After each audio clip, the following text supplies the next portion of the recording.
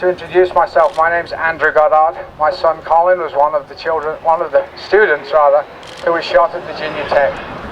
He was shot 4 times, but he managed to survive. And what happened to me was that once I got down to his hospital and saw that he was going to make it, I spent the first night sitting by his bed.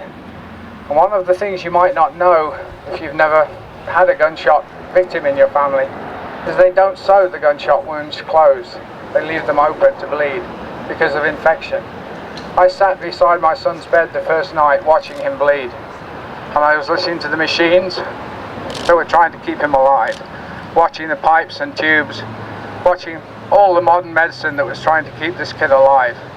And as I sat there, I said to myself that I've been worried about gun violence in this country for a long time, since I became an American, and yet I'd said nothing. And I said to myself that night that I could no longer sit quietly. I had to step up and say something. I had to try and get the message out to people. So I joined in with the Brady campaign. I contacted them immediately and I offered my services. They put me in touch with a number of wonderful people. Many of you are here today. People who've been doing this for years. I can't teach you anything. I can't tell you anything. I can't match your knowledge on the subject. But I can tell you I can match your commitment. Why are we here today? We're here today because 30,000 people die every year in America from guns. That's a hideous number. That's a number which is hard to comprehend. On one particular day, 32 students died in one place from one gunman. And the pictures and the imagery from that captivated the whole of America. And why we're here today is to memorialize those 32. But to remember that 32 is also another number, which is a very, very good average number for the average number of people murdered in America each day. So while we've got ribbons on, orange and maroon for Virginia Tech, we also have a ribbon in red, white and blue for the other 32. The 32 that died on the day before Virginia Tech. The 32 that died the day after, and the 32 that died every single day since then, today, and will die tomorrow, and every day on until something changes. We have to get some changes. This is a very emotive subject. It's a very polarizing subject, and while it remains a polarizing subject in America, the polls will shout at each other and call each other names, and nothing will get done. I don't want to spend time talking to the polls. I want to talk to the average Americans that lie in between those polls. The vast majority of law-abiding gun owners have no intention of murdering anybody. And I respect that. And I respect their commitment to owning a gun. However, we need something to be able to protect ourselves from the people who get guns for entirely the wrong reasons. The only thing we have right now is the background check system. The background check system is not perfect.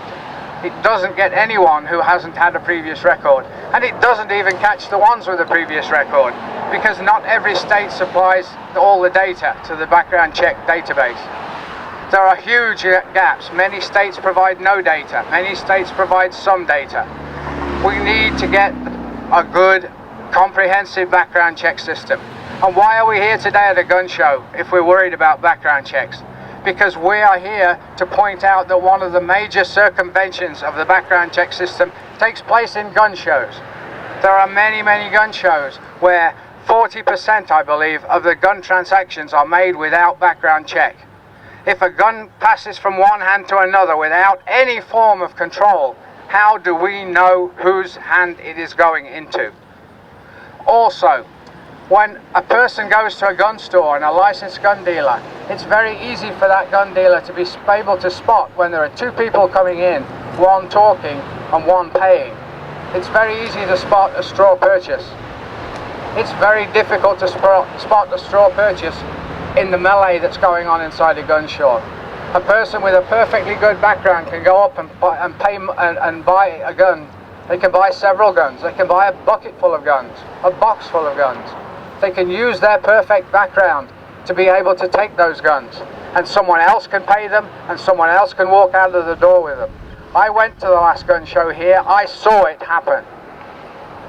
So we're here today to say that we have no beef against gun shows. have your gun shows, but they need to be organized in such a way that whoever goes in there and comes out with a gun is the kind of person that is going to use the gun for the right reason. I'd like to thank you all for being here today, and I know that many of you have been doing this, as I said, for a long time. I want the rest of you, the ones who are new here today, not to think of this protest as a single event and that you're finished after today. Today is your initiation. Today you become the next level of advocates to bring sense and sensibility to this whole situation, to start the dialogue, to talk to your friends, to talk to your families, to talk to anyone who will listen. Because until we get everyone talking about this, we're not going to make any progress. Ladies and gentlemen, thank you very much. And I thank you on behalf of my son also.